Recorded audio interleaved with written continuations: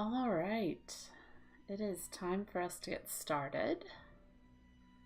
So we are, hello, welcome. We are here for the last in the Tales from Afar series, the last of this travelogue thing I've been doing. So welcome to the last week of this with me. Today we are going to be in Stockholm.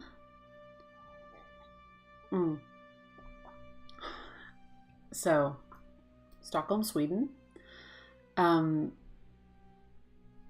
this was the last spot on our trip. The first picture here is, oh yes, unloading groceries is very necessary in Matricula. It's not a process that can be delayed.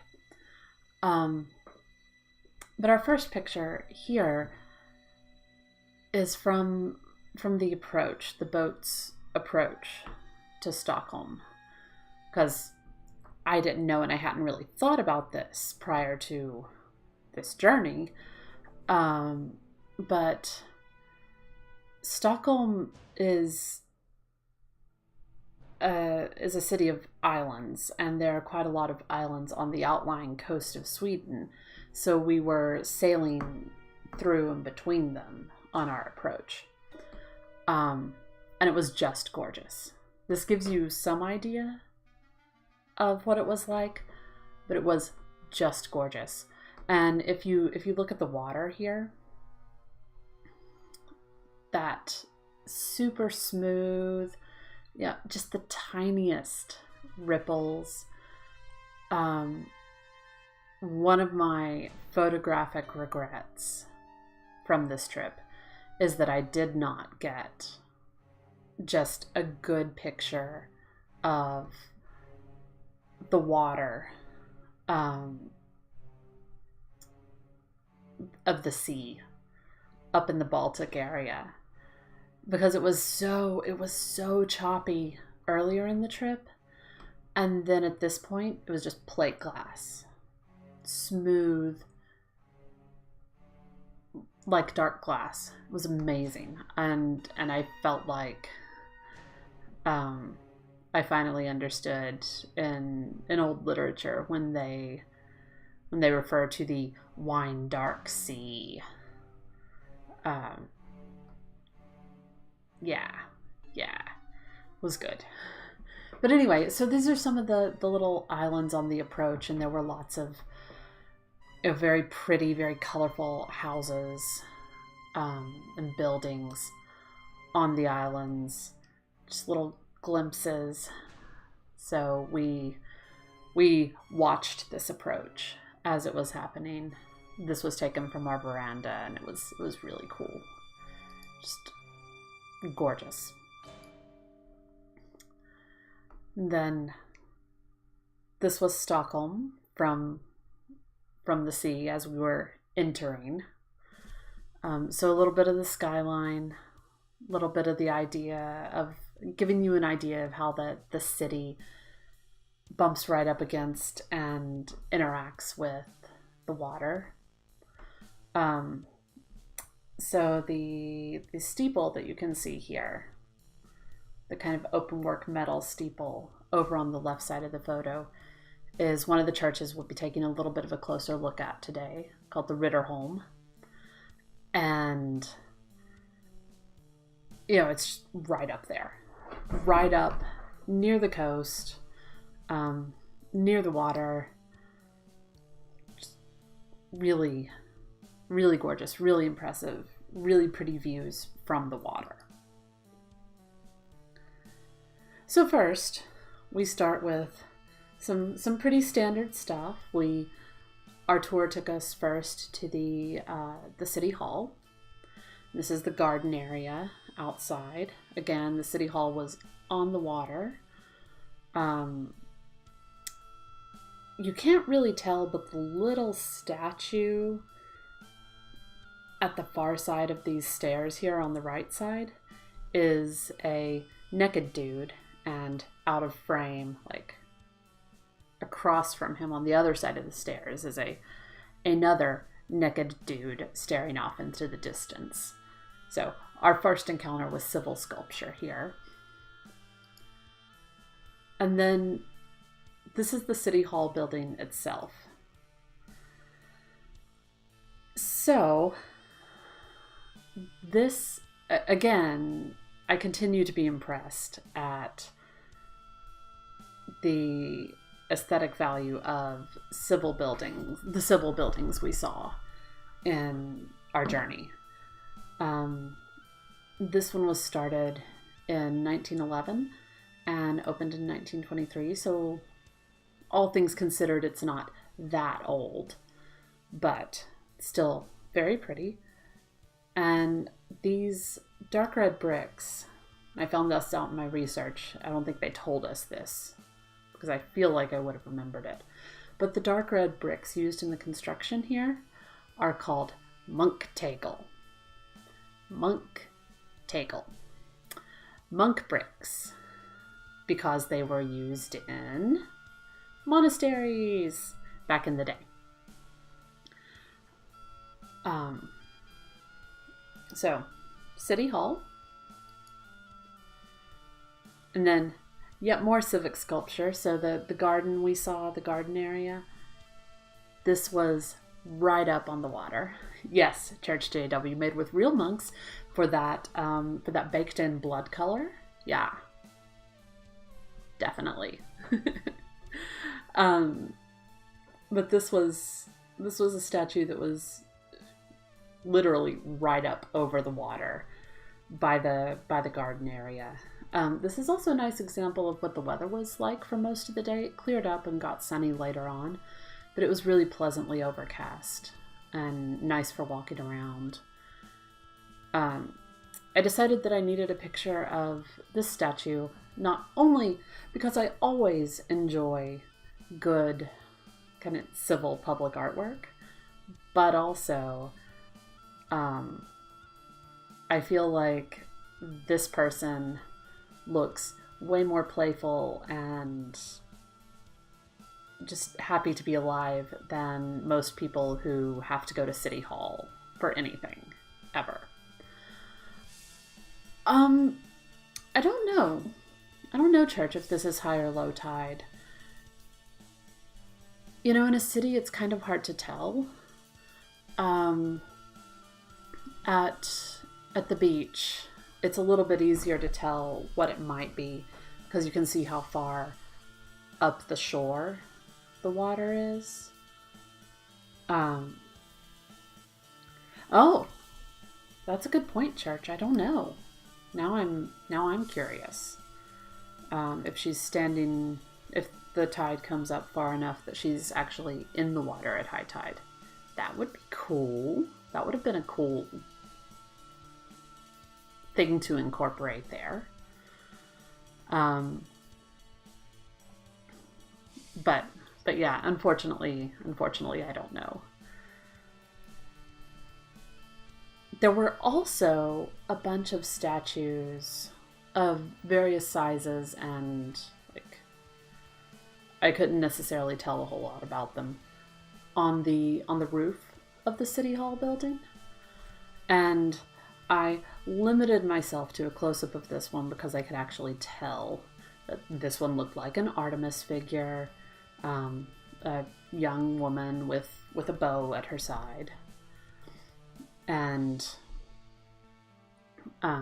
but there was a whole line of these golden statues, golden figurines on top of the building, which again, overall, I feel that Europe has better civic buildings than we do.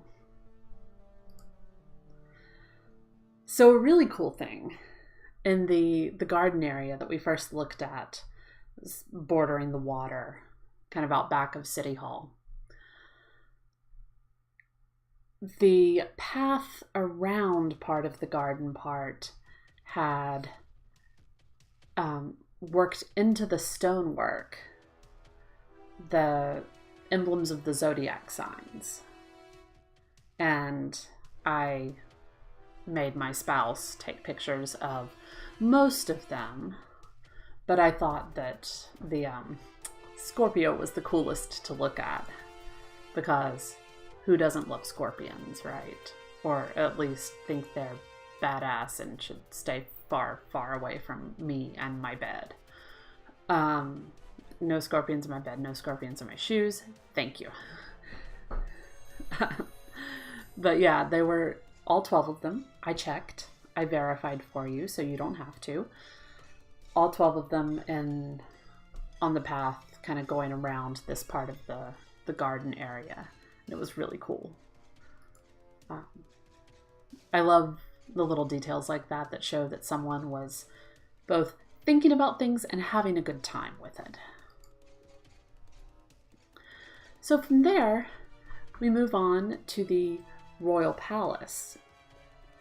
This is actually the kind of interior courtyard view of the Royal Palace. We didn't go in to the palace because for the most part I can't be bothered. But this building was started in the late 17th century and finished in the mid 18th. And here, what was particularly interesting to me was the little yellow guardhouse with the little blue-coated Swedish guard standing there. And we were not asshole tourists and did not go up to him, and I do not remember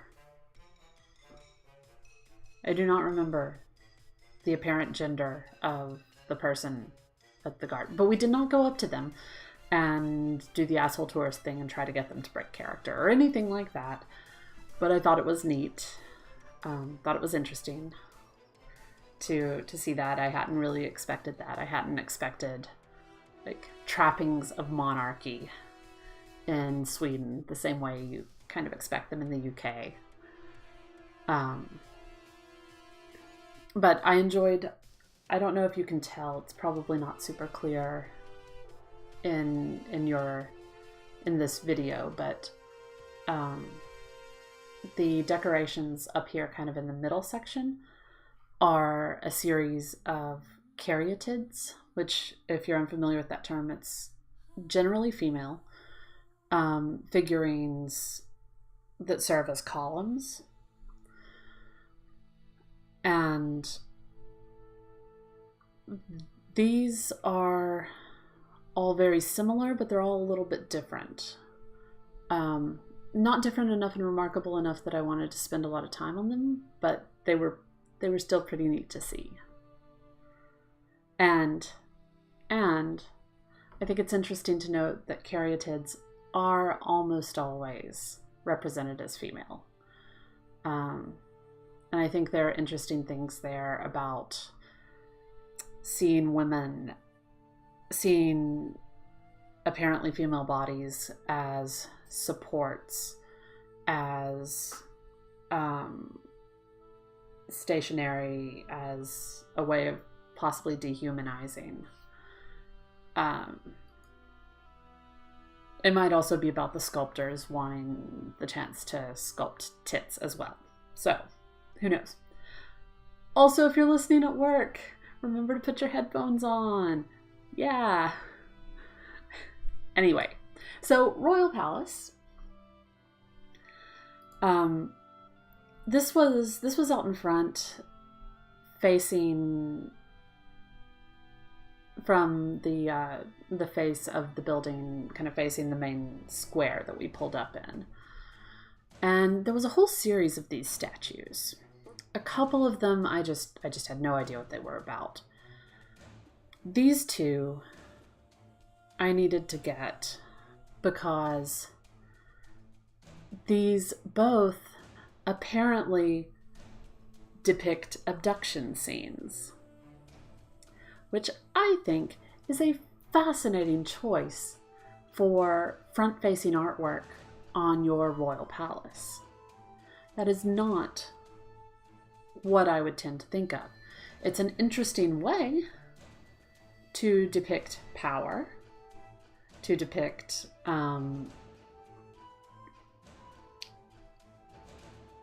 the nature of your rule or the way that you exercise power. I'm not sure what you're trying to say here, but Kitty actually first, hi, yay, wonderful to see you.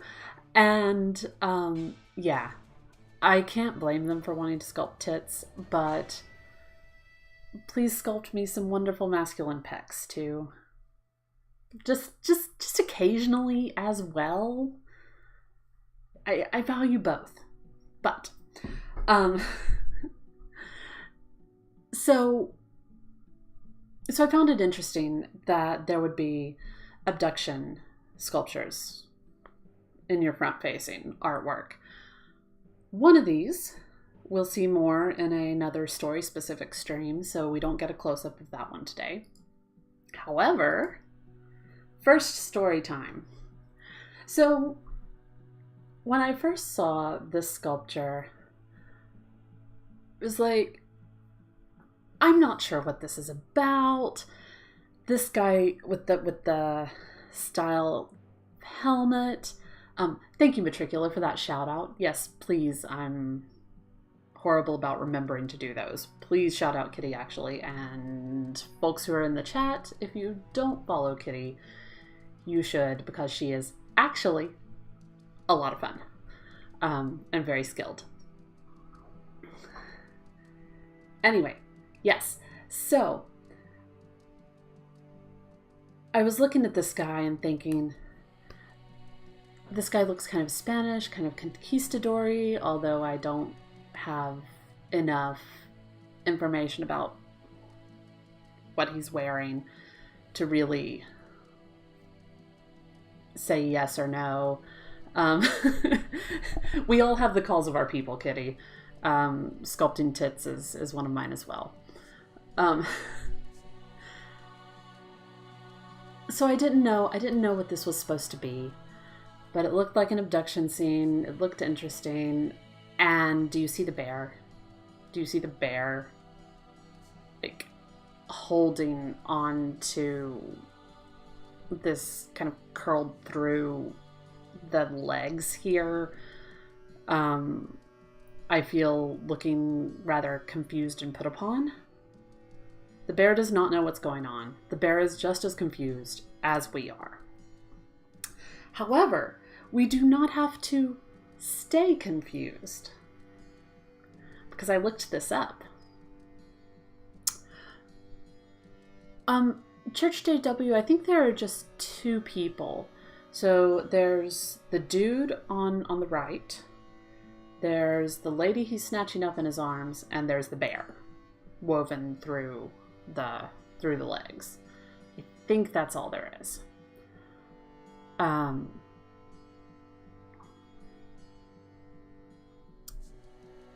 Oh, it does kind of look that way. I don't know. I didn't see it. You're right, Church JW. It looks like there's a leg on top of the bear, but I have no idea who that belongs to.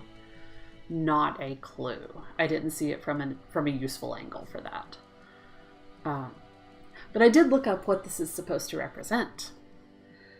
This is supposed to be Romulus, so one of the founders of Rome, and Hercilia, who I had never heard of before. So, learning. Today I learned.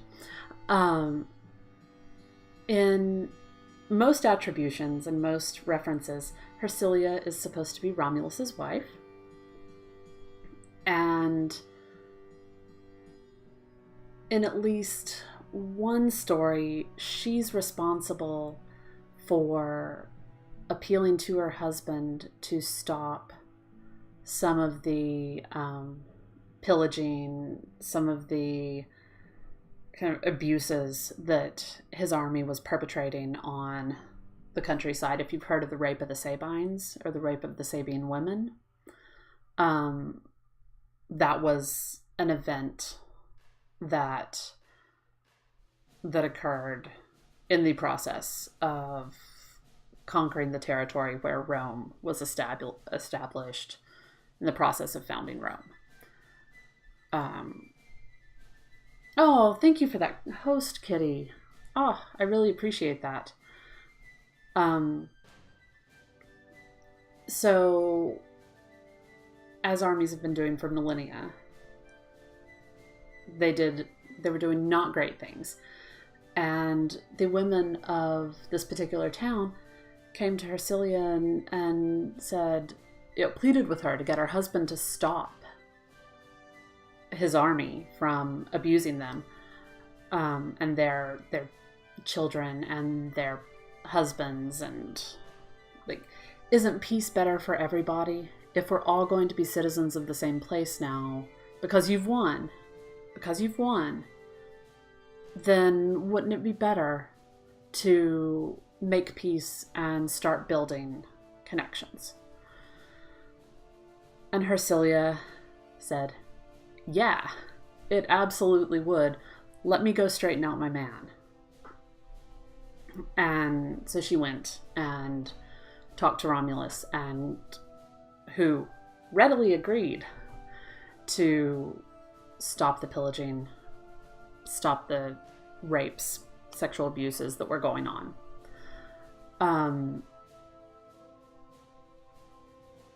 But what confuses me here is that's most of what I read about, most of what I turned up when I looked her up. But here, she's definitely not in a peacemaker position. Here, she definitely looks like she's the abducted woman herself. And I didn't find anything about that in my research for this. So I wonder if it's a less attested origin for her, that she began as a war bride, as an abducted bride herself, or if the sculptor chose this tack to fit in with the other statues, or if it just kind of became conflating her with the women she helped. So I'm not really sure why the representation is the way it is. But I learned a new thing. I learned a new story, and that was great. And I still just really appreciate how the bear here is like done with this nonsense. What even? Let me out. I'm going to go be a bear somewhere else. And I can't say that I blame him.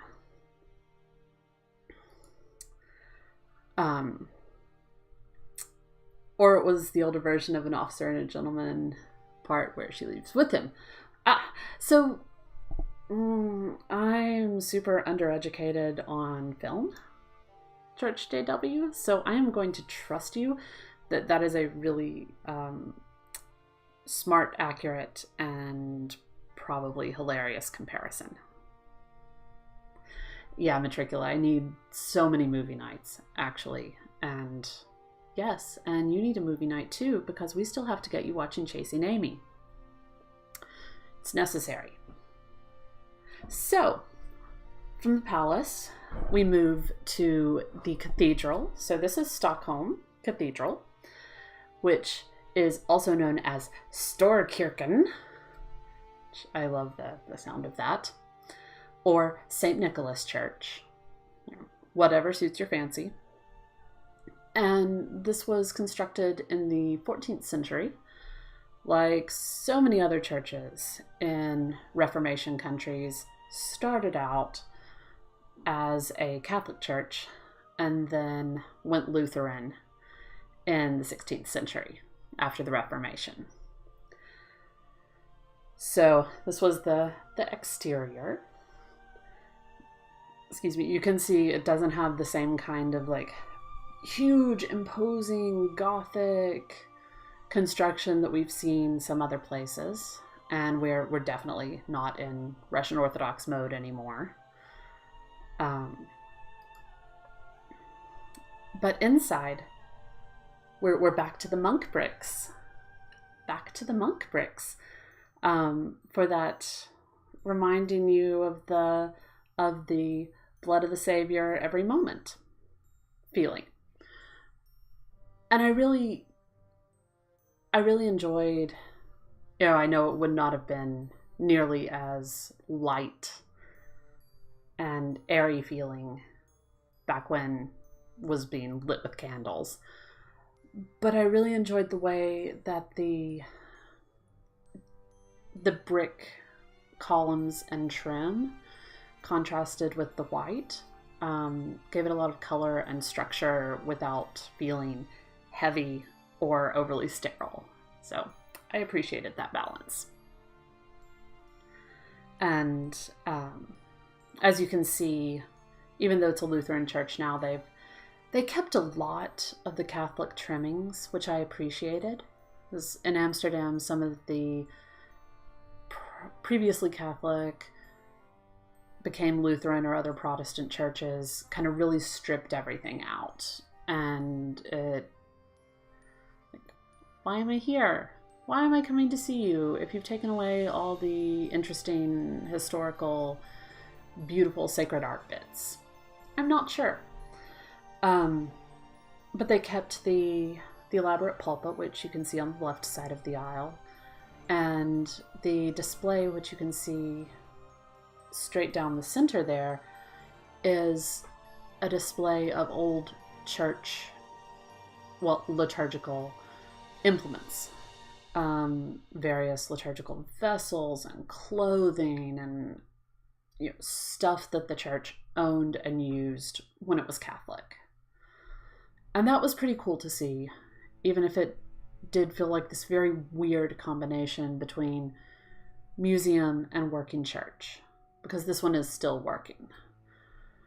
So it was a little strange, that combination there. I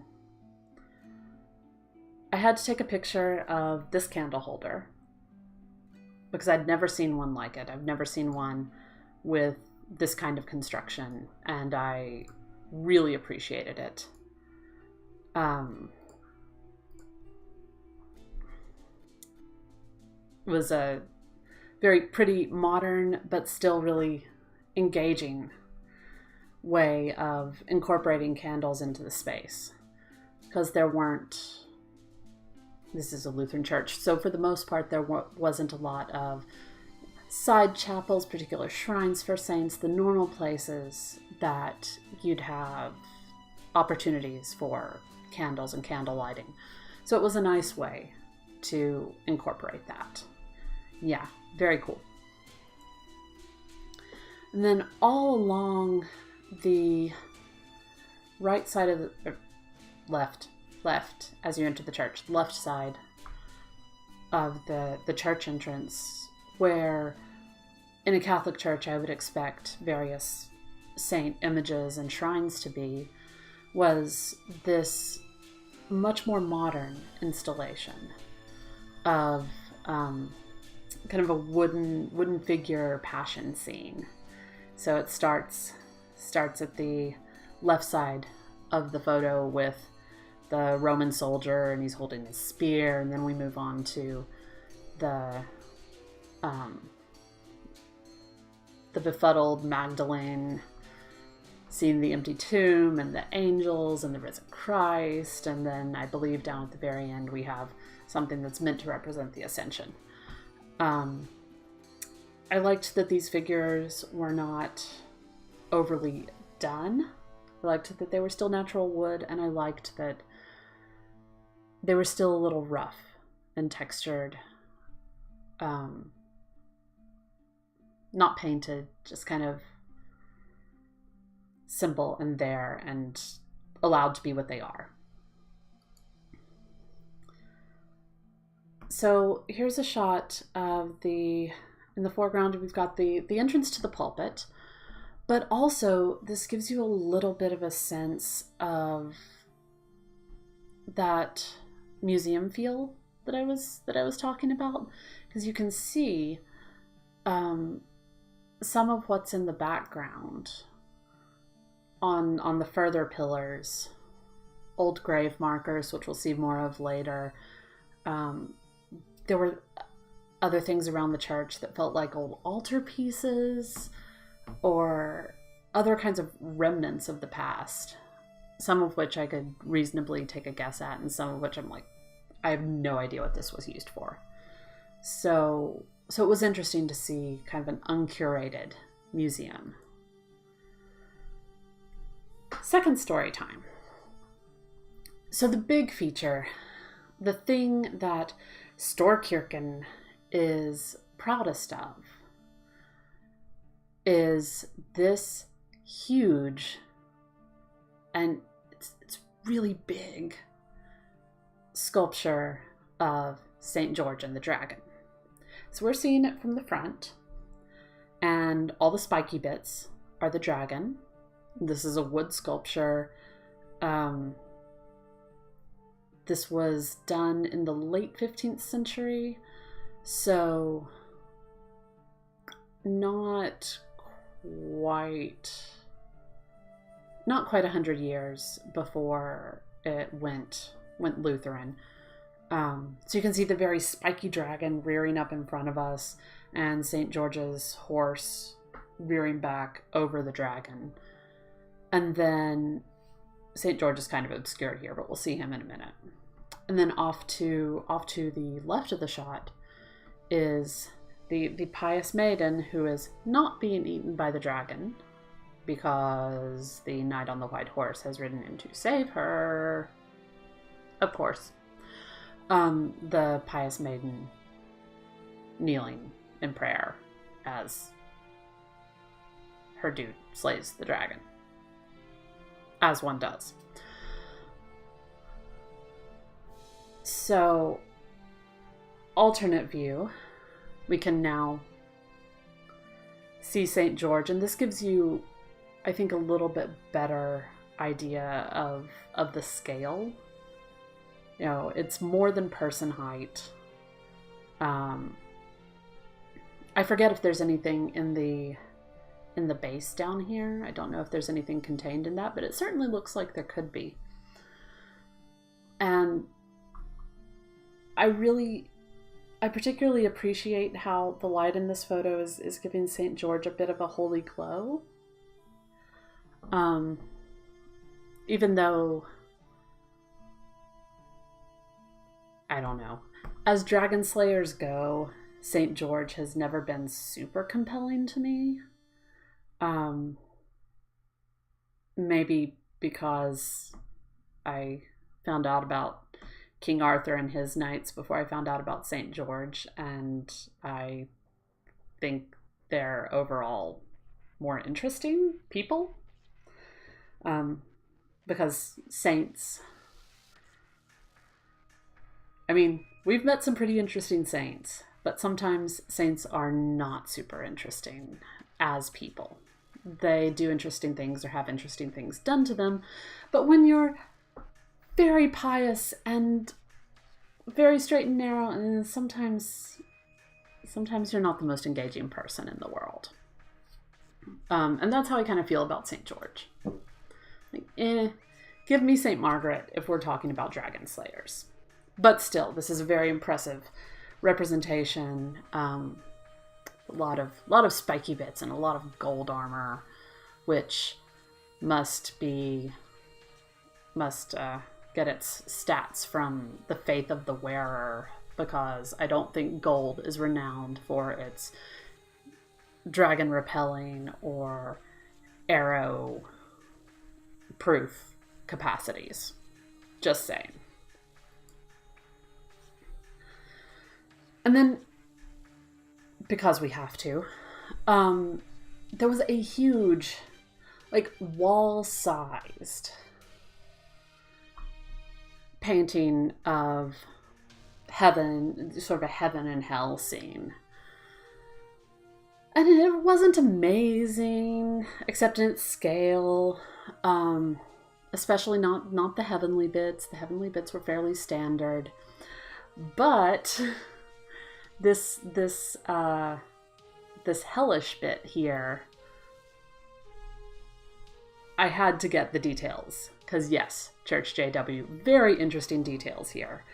You've got the standard looks of torture and agony on the humans, but I also kind of enjoy how the demon kind of right in the middle here, he just looks constipated to me.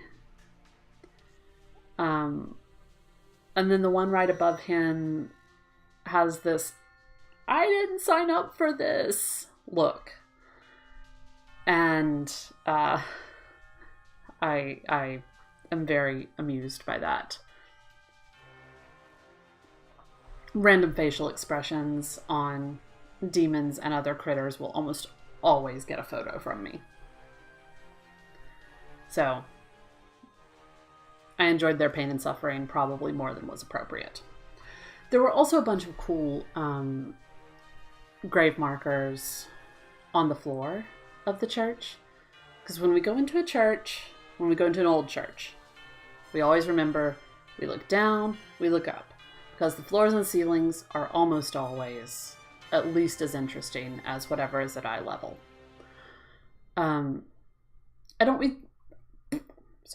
I can talk today. I don't read Swedish, so I can't tell you who's buried here or what they did or why. But I really loved the carving here. You know, anything that uses a skull as a pillow or an armrest, A+, good work. Plus the columns and the bower. And you may or may not be able to see it on the screen you're using, but the lettering here has, some of it has a little bit of a runic stylistic quality, which I particularly appreciated. I feel like we saw that both in Helsinki and here in Stockholm. And then just because this was super impressive, I mentioned that there were a lot of holdovers, things that had been previously used in the church. And this was one of the most outright impressive, not one of the most probably expensive or shiny, but this is the biggest fucking candelabra I have ever seen. And just to give you a full impression of the scale, we included an actual human for comparison. The actual human is me. Yeah. So, 2.5 person height candelabra there. Yeah. For all your church lighting needs.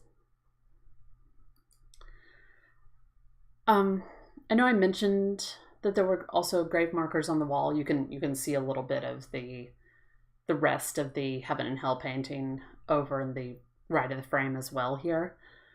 No, Church JW, it is a menorah in that menorah just means candelabra. It is not a Hanukkah. It is not a 9-branched menorah for Hanukkah.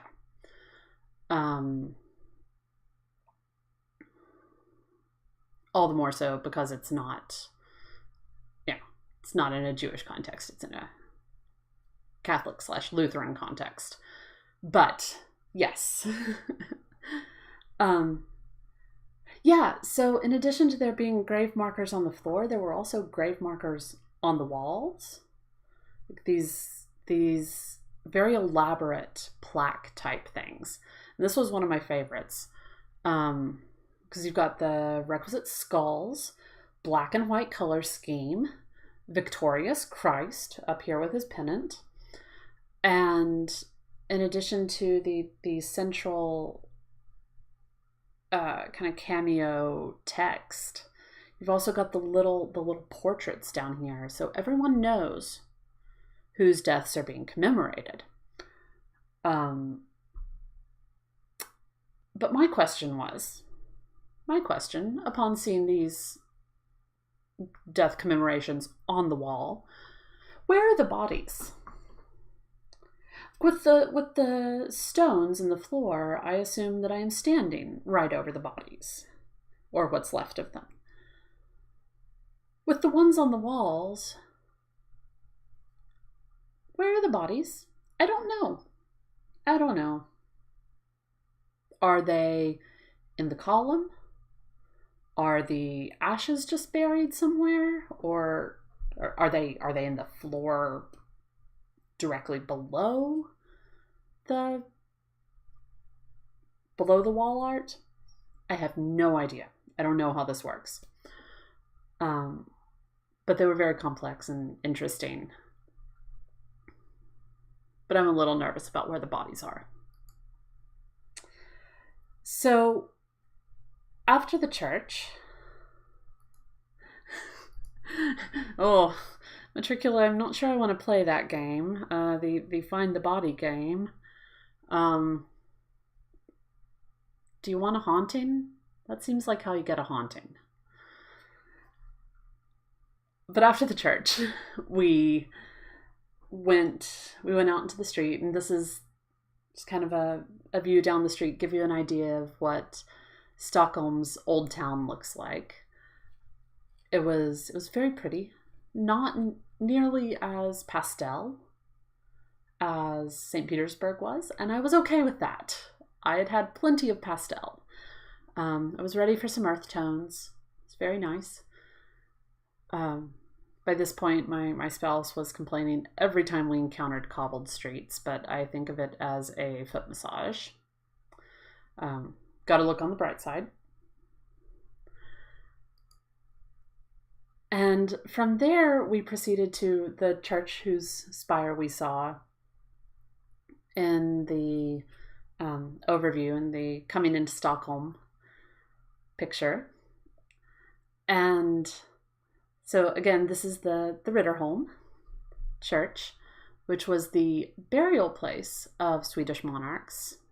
It's not a working church now. And after we had navigated our way all the way over there, because it's on this tiny little island,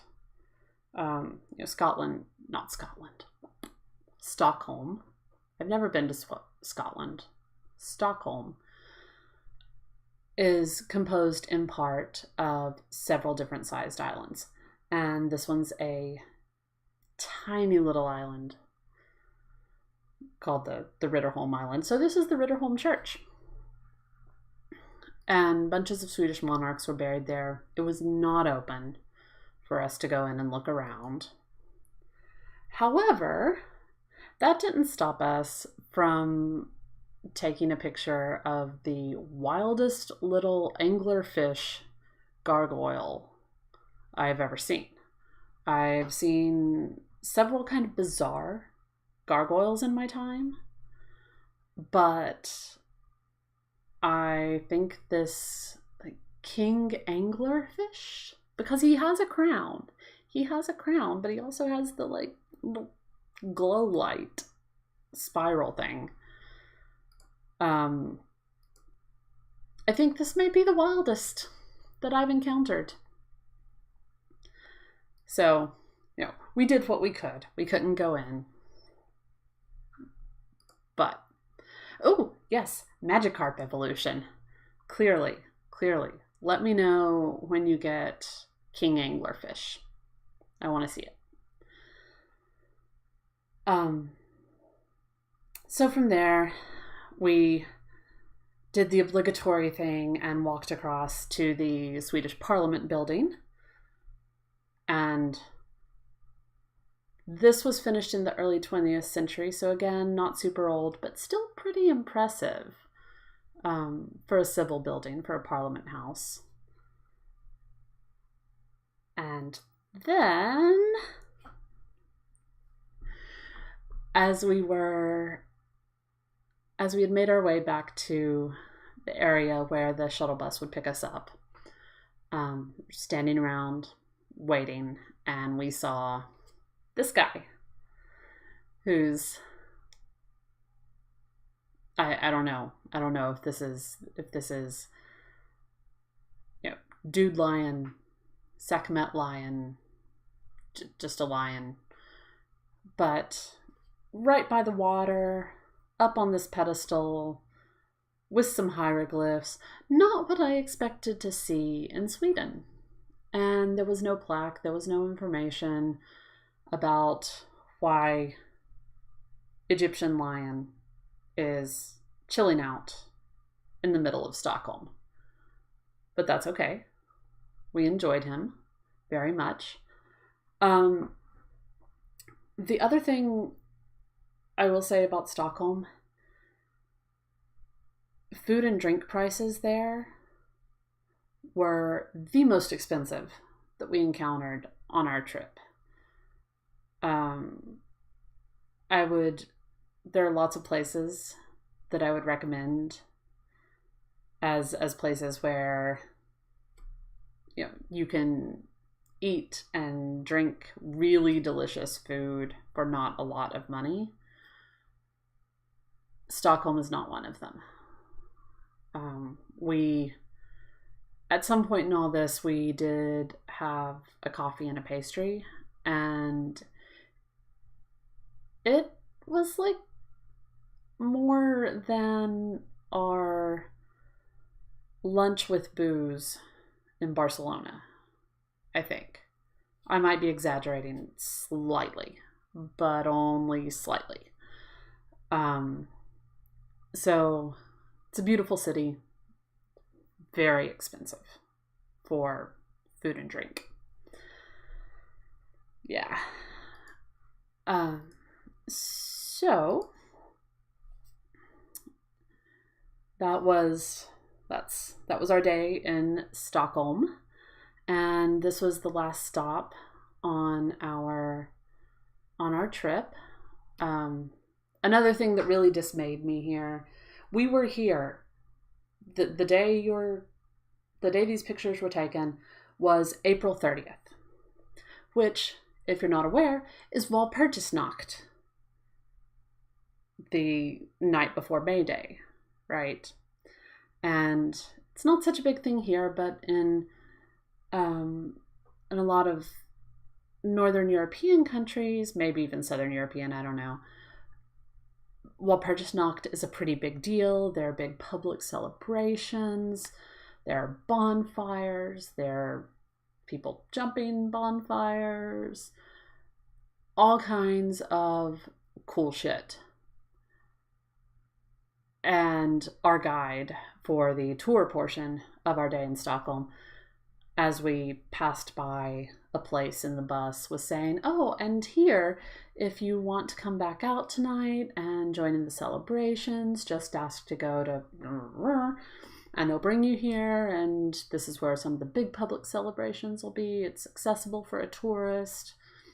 It's really neat. I desperately wanted to go so badly. However, we had to be up at 3:30 in the a.m. to get on the buses to the airport to catch our 6 a.m. flight. So there were no Walpurgisnacht celebrations for me and my spouse.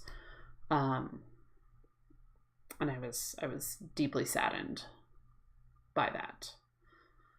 But so it goes. Oh well. So, first of all, if there are any questions, any thoughts, feel free to throw them up in chat. I really appreciate y'all hanging out and offering commentary. From here, I still plan to be doing 2 streams a week. I'm going to be doing my tarot stream this Thursday at 7 p.m. Eastern. And from here on, my second stream in a given week, is going to be more of a, we'll pick a story and I will. Hey, Crafty. Hey, I'm glad you popped in before I signed off. Yay! Hello. But yeah, I'll pick a story, and I think what I'm gonna do is tell the story, and tell it straight through. So I'll probably have something up in the chat about, don't be insulted if I ignore you. I'm keeping my concentration. So tell the story straight through, and then have some time for Q&A, historical context, etc.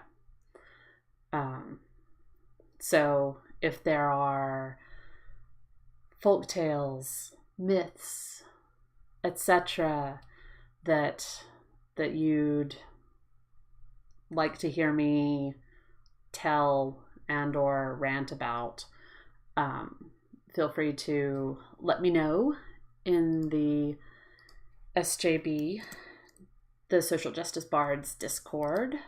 I don't remember if I have that command up yet. But feel free. I have some things that I definitely want to do, but I don't want to blow my load, so to speak, and do all the things that I'm super passionate about right at the beginning. I also have I feel like some of these are going to be stories and pictures when I have relevant artwork to go with them, and some of these may just be me ranting at the screen, so we'll see how this goes. So feel free to kind of keep in mind as we move forward with this. I'm also open to feedback about how whether pictures help or don't or whatever.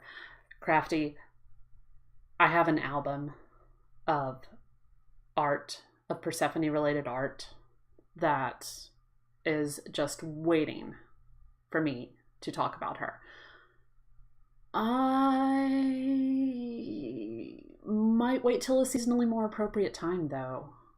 Maybe in about a month. But we'll see. Your interest has been noted, and she is definitely someone that I will be talking about. She is very dear to me.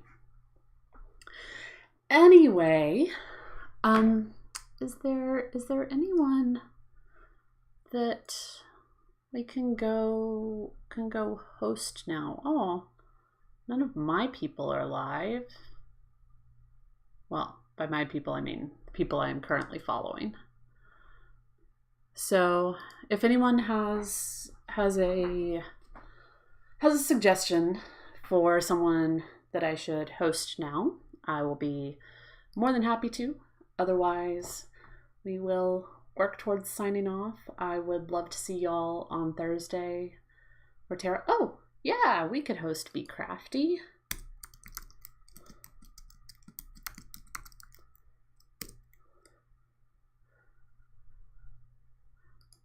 So, oh, yep.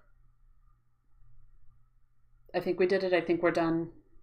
So I will see y'all later. Have a wonderful day, and thank you for being here for this. Bye.